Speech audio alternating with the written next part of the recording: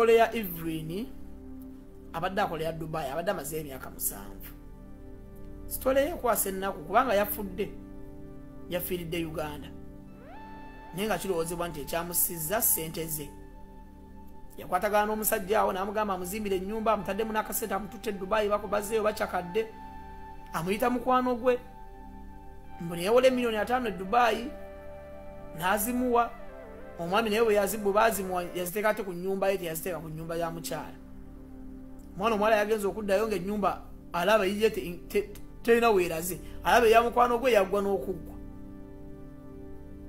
wakati mu mbeera ng'ebibuuzo tewaliyo n'amugera munnyonnyola ssente gye yazitadde n'asalawo amutte abafamire y'omukyala bagamba nti omwami ono yasse mukazi omuwala ono wabula ye omwami agamba nti omuwala yafiiridde Zanzibar mu accident naye talina kifaananyi kyonna baaba abadde mbona tewali yafunye ekisago ne beyagambye nti bafunye ekisago baabakebedde nti balina bisago kirowoozebwa nti yateeka omulambo mu bokisi eringa eyo ku nnyonyi n'aguvuga n'agutwala entebe ate n'aguvuga n'aguzza byonna biteeberezebwa postmortem ndowooza gyebaluwa ey'okunoonyereza kw'abasawo ku mufu yazizudde nti oli bamutta nakigenderere sa accident omugenzi ali mu kuloosa buli muntu yenna n'abadde tamumanyi nabagamba ebintu by'obuwangwa nennono ne bagamba nti bannaaye omuntu waafa teyeefiira ali mu kuloosa bonna buli omu gwabadde amanyi nti bannaaye abantu banzise businze engoye zange bazisudde eno bankoze bwe bati banzise bwe bati lwa ssente zange ze nawola omukwano gwange nenziwa mukwano gwange nzimbira ennyumba n'aziteeka ku nnyumba ye omugenzi agenda abinnyonnyola mu birooto buli omu agenda amuloosa naye n'amagezi g'empaka omuntu tattibwa omwami ono abadde bbaawe simanyi abadde mukwano gwe bamuyita Kato naye Kato nkubuulira amazima bw'obanga ddala watta omwana oyo omuwala bajja kukwata gwe kenyini gwoja okwetwala ewa maama wo ogambe nti bannaaye natta muwala wo bansibe ffe tubalabyeko kubanga ofeekinga accident nti omwana yafiira Tanzania okiwulira kyokka gy'ogamba nti yafiira Tanzania tewakuba kifaananyi kyona kya mmotoka kyakabenje toyina mulwadde yenna gw'oyinako kifaananyi ye omugenzi nga tannafa tomulinako kifaananyi mu ddwaliro ennyini gye yali bali nabo mwene nangayo mwali mu mmotoka tewali yafuna kisago kyonna n'ebintu biplasta be baali babasibye babikebedde nga tebiriiwo postmortem y'omusawo egamba omuntu bamukuba bukubi kiyinja ku mutwe obanga omwana wamutta nkubuulira amazima ojja kwetwala ewa maama wo omugambe akusonyiwe bakusibe omuntu teyeefiira tubalabyeko abassa abantu nabamaani beetwala ne mu famire zaabwe nga beerangi abagenda bayimba banne nattagundi naye ndaba byonna byakufeekinga bwoba bulya story onono gyaba nga yali apanga bipange katutira tuliina tulaba okunoonyereza kugenda mu maaso naye naffe tuvuddeyo nga bankuba kyeyo tetuli bamativu n'enfa ya muganda waffe Eva afune obwenkanya suba omuntu tava ku kyeyo neyewola ssente nga ssente ng'atuuka Uganda nga mugenda mupangira bupangizi kumutta kubanga alagira dda nti ono mukwano gwe yamufeerafeera n'amugja ku famire ye n'ava e Dubai n'atuukira wa mukwano gwe n'abeera eyo nga tazze ku famire ye kugigamba nti owaayi mubanja miliyoni zange 5 teyamukkiriza bwe yava e Dubai yatuukira waabwe lwaki famire ya Eva ewakanya okufa kwa Eva ng'egamba nti Kato gwe yali naye kwolwo olunaku lyabagamba lya bulimba lwaki ensonga ziizino ekisookera ddala Kato yagamba famire ya Eva nti Eva yafa accident e Zanzibar wabula mu mmotoka nga bwe baali mu mmotoka Eva muto wa Kato saako ne mukyala wa Kato bo tewali yafuna kisago kyonna yadde obuvune bwonna wabula nga ate Kato yasooka kubagamba nti baafuna obuvune era bo bali mu ddwaliro nga bakamala okubabikira wabula bagenda okizuula nga tewali kisago kyonna muganda wa Kato kye yalina nga newe yali asibye plasita bagenda ogijjawo nga tewali kintu kyonna omukyala we bwe yagamba nti ali mu ddwaliro bagenda okizula nga talina buzibu bwonna bwonna era ng'ali waka talina buzibu. Ezimu ku nsonga lwaki bakiteeka ku Kato nti Kato okuttibwa kw'omwana ono akumanyi. Ekyokubiri, postmortem oba bagiyita ebbaluwa eva mu ddwaliro nga bamaze okukebera omulambo ekyawoleka lwatu nti yali accident, omwana yakubwa bukubwa jjinja ku mutwe oba yakubwa kintu ku mutwe nattibwa. Okusinziira ku bisago byonna ebyaliko nga biraga nti baateekako biteeke na ngalo. Ekirala, omwana bwe yava e Dubai kiteeberezebwa nti yali akutte $5,000,000 n'aziwa Kato. Kato n'azikwata n'aziteeka ku nnyumba eyiye ng'ate yali amugambye amuzimbire ennyumba ye. Era omwana bwe yatuuka ku nnyumba yakuba omulanga. Wabula n'atayagala kugamba bantu lwaki yeekanze nnyo okulaba nga ennyumba ya Kato kuba zonna zeeriraanye. Eya Kato yo yaggwa, eyiye tennaba kubanga eggwa. Ne $5,000,000 ze yamuwa wa ze zaalaga. Ekyo bwe yamala okyebuuza ndowooza n'ayagala ajja kibuuza yennyini nnyini. Ekirala, bwe yava e Dubai n'atuuka e Uganda kyamutwalira ennaku 4 ng'akyali waabo wa Kato. Bwe yali ayanjula mu baganda be nga mukwano gwe era yamuyitanga kinnange nga tayogerako nti bbaawo, yagambanga mukwano gwe. Ekirala, ng'ovudde ku ekyo Kato statement ze yakola zonna zaali za njawulo. Okusooka yagamba omugenzi yali atudde mu maaso nga bo bali mabega, ate n'addamu n'agamba nti ye yali atudde mu maaso omugenzi yali mabega. Ekyo nakyo kibuzaabuzibwa. Ekirala, bonna nga bwe baali mu mmotoka, Kato, mukyala wa Kato ne omugenzi yekka ye yafuna ebisago ebingi ebyalagibwa ku mulambo saako n'okufa. Wabula nga ye Kato talina buzibu bwonna adde akavune konna, era ne muganda wa Kato talina kisago kyonna, era yajja ne yeteeka wano pulasita bagenda ogijjawo nga tewali yadde akakisago kyonna. Ekirala, Kato yagamba nti mukyala we ali buddwaliro e Rubaga era yafunye obuzibu bw'amaanyi, yafunye n'ekisago n'olubirizi ne lukutuka. Bagenze okizuula nga mukyala we talina buzibu bwonna bwonna bwamutuukako. Accident kyeyo eyagwa e Zanzibar, emmotoka ne yeetooloola emirundi 3 yeekko omu n'afa, bano n'abatafuna bisago byonna. Ekirala, omulambo engeri gye gwayingiramu, ebipapula ebyalagibwa nti bye byamuweebwa okuva e Tanzania ne Uganda byalagibwa nti byali byakunnasi. Ekyokubiri, omulambo we gwali gwakutuukira ku kisaawe Entebbe, wabula bo bagwekangira mu ambulensi ng'eri awo ku kisaawe Entebbe, nga kiraga nga abaguvuze ne bagutwalayo kati beefuula abaguggyayo. Ekirala, by'ebirooto ebigenda mu maaso ebirootebwa abantu n'abaali tebamanyi Evelyn ng'alaajana nti yawola mukwano gwe ssente $5,000,000 n'azirya, wabula kati kyekyamusizza. Era omugenzi agamba nti mu kaseera katono nnyo ajja kuba atunze ennyumba gye bagamba nti gye yateekako ssente. Ekirala, tujja kugenda mu maaso n'okweyongerayo. Twagala omugenzi nkuba kyeyo munnaffe afune obwenkanya. Tusaba buli gwe kikwatako yenna aveeyo ayingire mu musango guno, nkuba kyeyo munnaffe afune obwenkanya. Bw'abeera nga Kato talina musango kijja kutegeerebwa mu kkooti. Bw'aba nga alina omusango avunaanibwe, so si bintu kubireka bwe bityo. Battamutte oba yafa accident nga bwe bagamba. Bwe baba nga battamutte, nsonga ki eyassa omwana ono omuto Eva? Era bw'abeera nga yafa accident e Zanzibar nga bwe bagamba, omulambo gwatuuka gutya mu Uganda mu ssaawa busaawa? Era omuntu afiiridde emitala w'amayanja, prosesi y'okutambuza omulambo eggwera etya mu ssaawa emu omulambo ne guba nga gutuuse ne mu Uganda?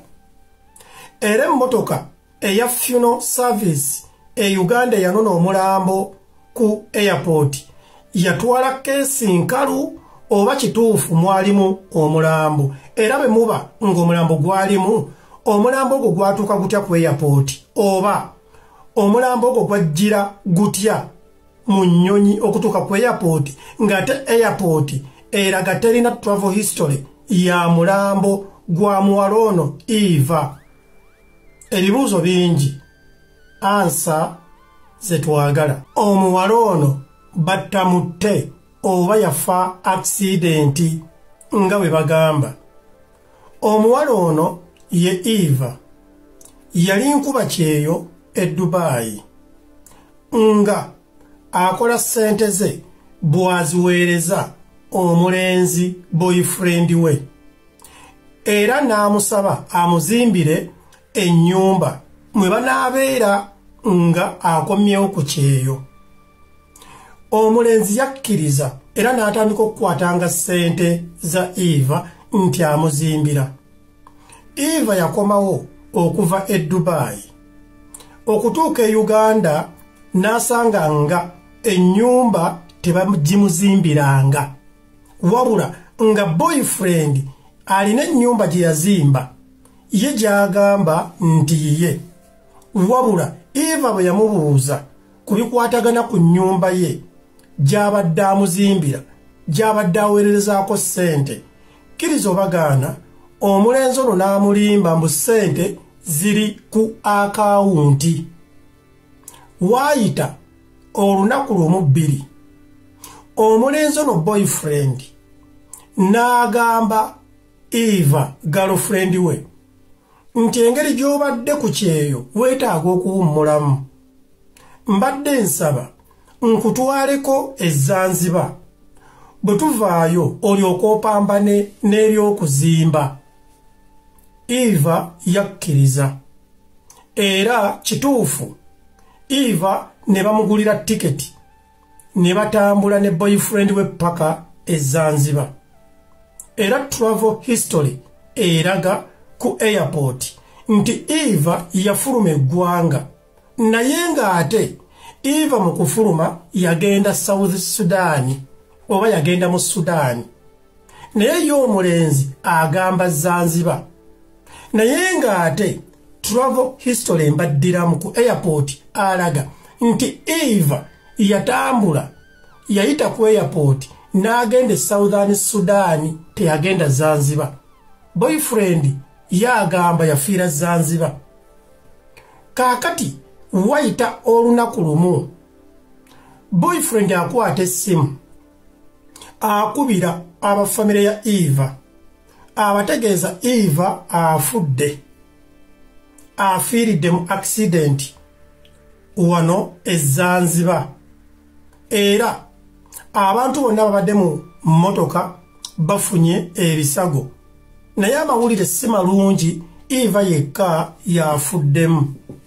Naye tufuba okukola ekisoboka tulabe ng'omulambo gudda e Uganda. Abeewaabwe oba abafamire ya Eva ne batandika okukola entegeka okubeera nga balindirira omulambo gw'omwana waabwe. Waayita essaawa emu, boyfriend n'addamu n'abakubira n'abategeeza nti allo omulambo gujja Entebbe, naye temweraliikirira byonna mbikolako eby'omulambo. Ne wayita eddakiika ziizo nti omulambo gutuuse Entebbe, naye nguleeta ewaka. Boyfriend n'afuna emmotoka ya funeral eyatambula oba eyavugibwa paka ku kisaawe Entebbe nga mulimu keesi y'omufu oba bwe bateeka omufu, nga bagenze ku receivinga mulambo ku airport. Era emmotoka ya funeral kituufu yatuuka ku airport, era neevuga n'egenda gye bareceivingira emirambo. Bannayuganda abatamanyi Entebbe, we tureceivingira ensawo zaffe ffe batraveler oba abantu abatambuze, omulambo si we guyita. Omulambo guyita eno in a special way. Emmotoka egenda ogureceiving etuukira ddala munda eri ku nnyonyi, bagujjako wali nga baguteeka ku mmotoka. Kituufu emmotoka ya funeral yatambula oba yavugibwa netuukira ddala waliwe balisiivingira emirambo naye ekibuuzo kiri kimu bwe yatuukawo baateekamu omulambo oba emmotoka ya funeral eno yavugibwa netuuka wali nerinda omulambo guve mu nnyonyi nga teguvaamu nevuga neddayo nga mulimu keesi yaayo abakuumi abakebera abasecurity dwaki tebaakebera emmotoka eno ng'eyingira nedda ekyo kiri nakyo kuba emmotoka ya mulambo bagiraba mulimu keesi eno nye mulambo ate abasecurity tebalina nsonga kubanga emmotoka y'omulambo eba tegenda eri mu airport eba evuga buvuzi kugenda eri ennyonyi gy'epaakinga kwegamba abasecurity tetulina bye tubanenyeza era babadde beebuuza security kaakati omulambo guvugirwa gutuusibwa mu famire ya Eva baba bali mu kukungubaga omulambo mu kuguleeta baaleeterako abamu nti abaali ne Eva mu mmotoka ezanziba omusajja nga bwagamba kati abafamire ne balaba nga abawala abamu balina plasta desezi plasta nti biwundu era bamu ne babaira nga bamativu era bano abawala nga banyumya kituufu twabadde mu mmotoka Eva nga teyesibye musipi ye yafudde ffenna twafunyayo ebisago biki naye abafamire ne beekengera enjogera y'abawala bano nga boogera tebalinaamu kutya ng'omuntu akoseddwa kubanga baaliko ebisago ng'omuntu alina obulumi olw'ebisago bwe baayingira mu nju ewali omulambo omuwala omu ne bamuyingiza mu nju azze okulaba ku mulambo gwa Eva abafamire ne bamugamba sooka oggyako plasita tulabe ku kiwundu ekyo omuwala okuggyako plasita ng'ekyamazima tewali kiwundu ne bamubuuza lwaki osibye plasita omuwala n'agamba nafuna internal bleeding awo nno ebibuuzo bye bitandikira ebibuuzo bye babuuza boyfriend omuntu afiiridde ezanziba nga bw'ogamba omulambo gutuuka gutya mu Uganda mu ssaawa emu era just essaawa bbiri omulambo ne gubanga abafamire bagufunye ng'ate omuntu bw'afiira ezanziba zanziba nange kiri kumpi awo kiri Tanzania omuntu bw'afiira ezanziba wali omulambo process okutuuka okuggwa okukola empapula okugutambuza tuuka e Uganda kitwala ekinene ennyo ennaku ezi ekitono ennyo naye Eva baakola empapula mu ssaawa emu omulambo ne guba nga bagutwadde ku nnyonyi nga gutuuse entebe mu ssaawa emu omulambo ne guba nga gutuuse mu famire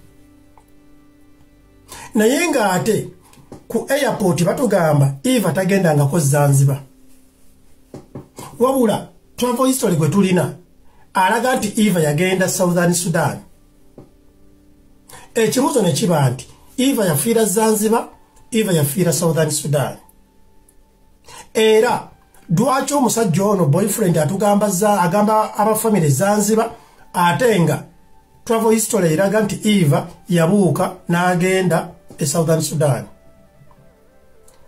tugambe nti ennyonyi Eva yali agenda Southern Sudan bwe yatuuka e Tanzania n'avaamu tekisoboka kubanga ayinza okubeera nga ennyonyi yatuuka e Tanzania epiikinga eba epiikinga Eva n'aviiramu awo olw'okubanga tekwegamba visa free ekyo nakyo kisoboka tugambe nti nno Eva bw'ato be yakola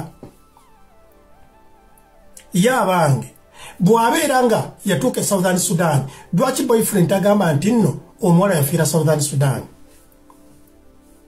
naye ng'ate mujjukira omulambo gwatambulira ku speed etebangawo okusobola okutuuka e Uganda mu bafamire bano abawala lwaki beesiba bandage ate nga bagamba bafuna internal bleeding ebyo bye bibuuzo Bannayuganda njagala mbategeeze ekyatuuka ku Eva bwe buzannyo obuzannyibwa Uganda.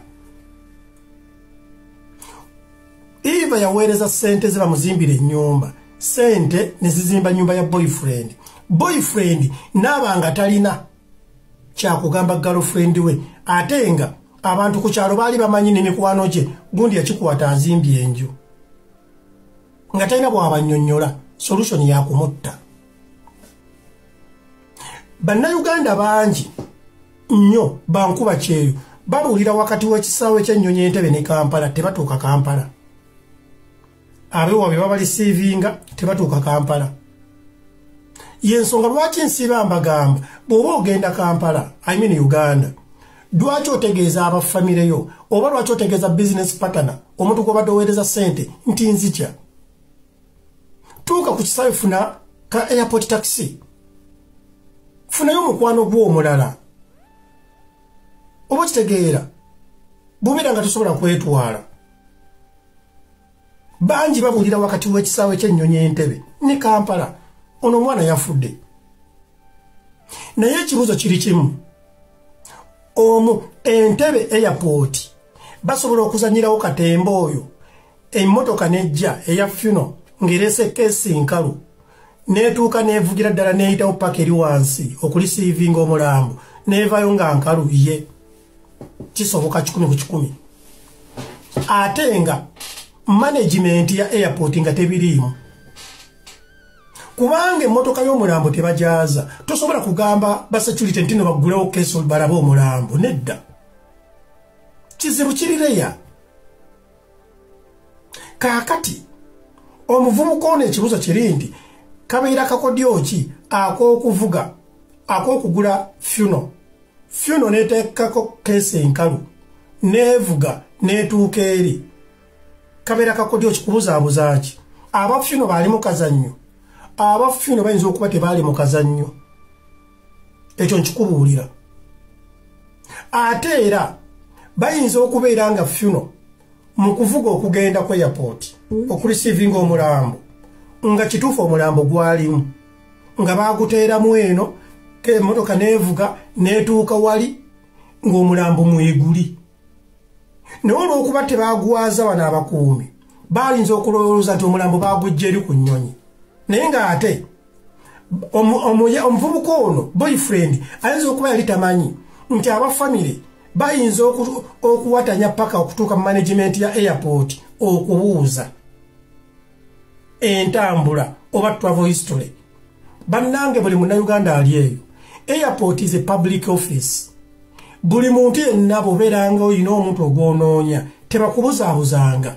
Tewaliwo bakulirako ssente. Genda ku airport kasoba ng'omanyi olunaku omuntu olwatuuka oba lwatambula bajja kuwa travel history.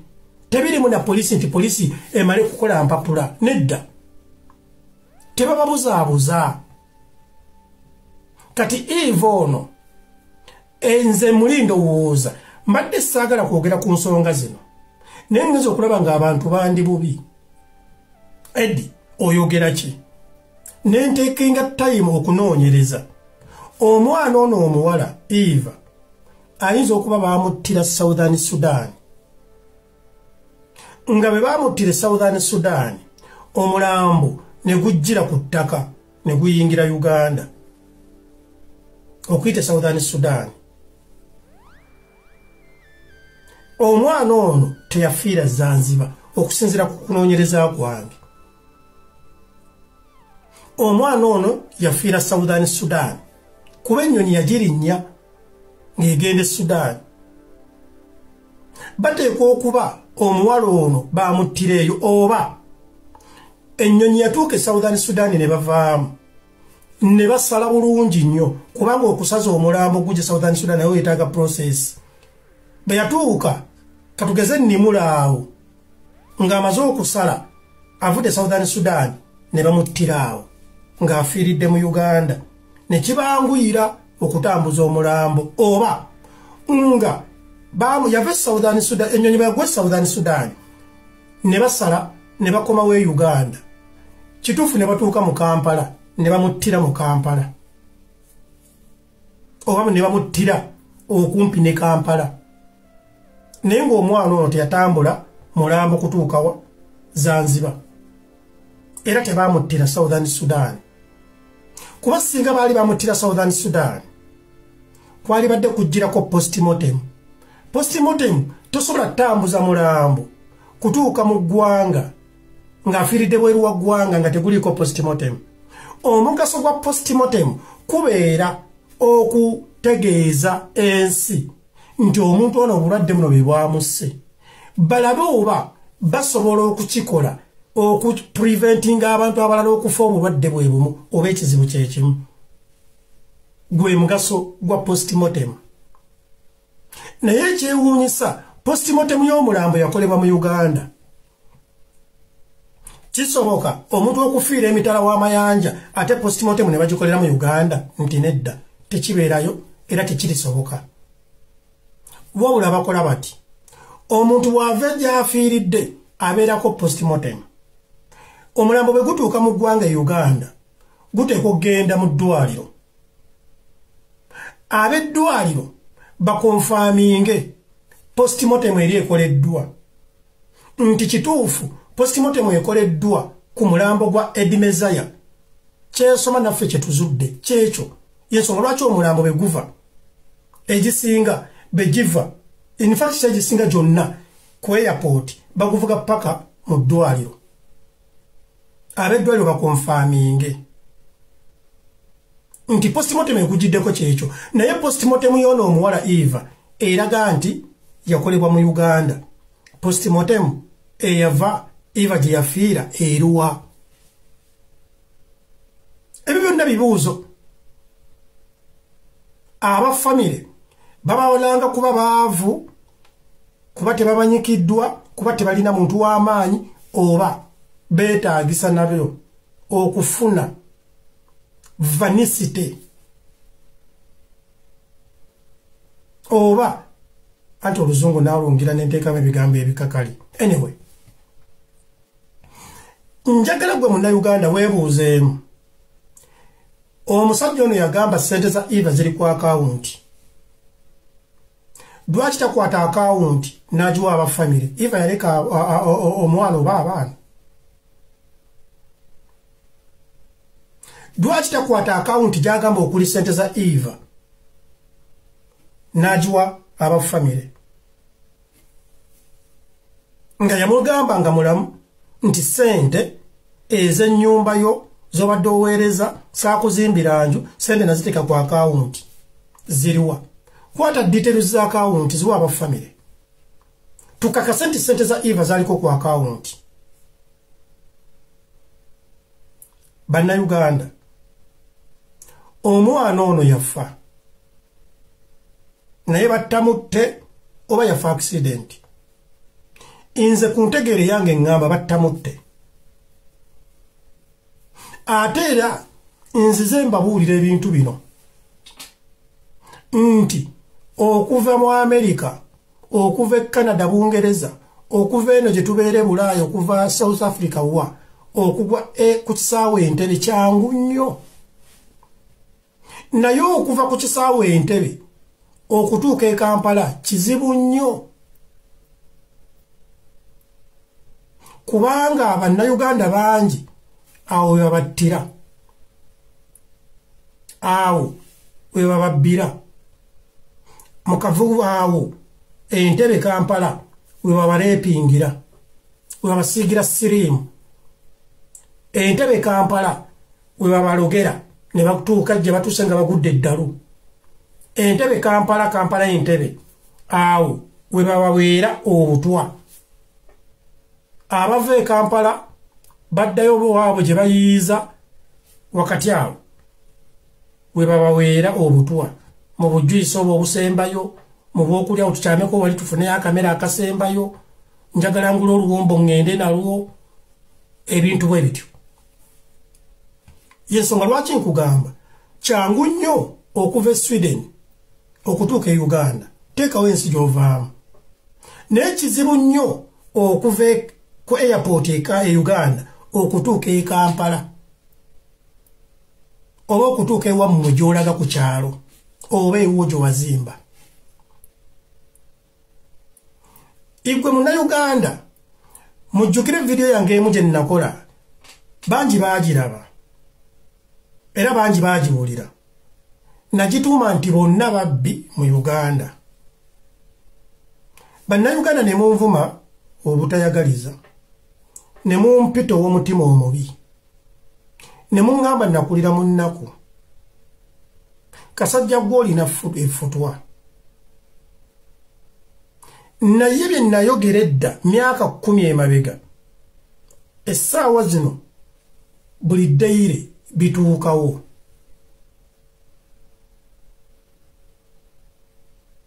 Naye olw'okuba tulina ebintu bingi ebibuzaabuza ku intaneti bwe tuva ne tubalabula nti bannange Bannayuganda babbi, nti bannange Bannayuganda batemu, bannange Bannayuganda balogo, bannange Bannayuganda bawa obutwa naddala abantu bo, ng'oli avaayo ng'ateekako essimu ye ng'agamba akasajja ka edimiza kabi tekaagaliza tekakola biki, abamu nga bafoojinga n'ebisitoole ku lw'okuba ng'oyogedde ku ekyo kyakola, ku lw'okuba ogenda kubuusa gw'abadde atadde mu jjiribwa. Abalungi abatuuliriza era abatulaba olunaku olwaleero tukyaddeko ewa Sheikh Ashraf Dembe. Sebo sanyusa okubalaba. Amannya agange nze Sheikh Ashraf Dembe akola ku bizibu by'enjawulo. Omuntu singa aba alina ebirwadde musomereddwa tunywa amazzi ga lukuya nga bw'obadde ogalaba, tugenda abantu ku kyoto ne twokya emizimu emibi egibabaamu n'okulomba edduwa. Abantu singa abeera ng'ali wano atuuse nsobola okumulombera edduwa, ne waba atatuuse nga mpadde amannya ge naye ng'ali wala. Manetaze enamba yange yeno eri 0707763711. Namwe bannyinaffe abali ebweru oyagala okuba nti oyagala okulombera ku dduwa ng'olina ebizibu visa zibuze amaka gakolongotana sente zikola zimpita mu ngalo ojja kumpeereza ekifaananyi kyo n'amannya go ebyo byokka bijja kummala nja kulombera edduwa ojja kutereera. Olunaku olusembayo mu mwezi mba n'edduwa eyawamu ffenna n'abalwadde bange abakadde n'abapya. Salaamu alaikum warahmatullahi wabarakatuh.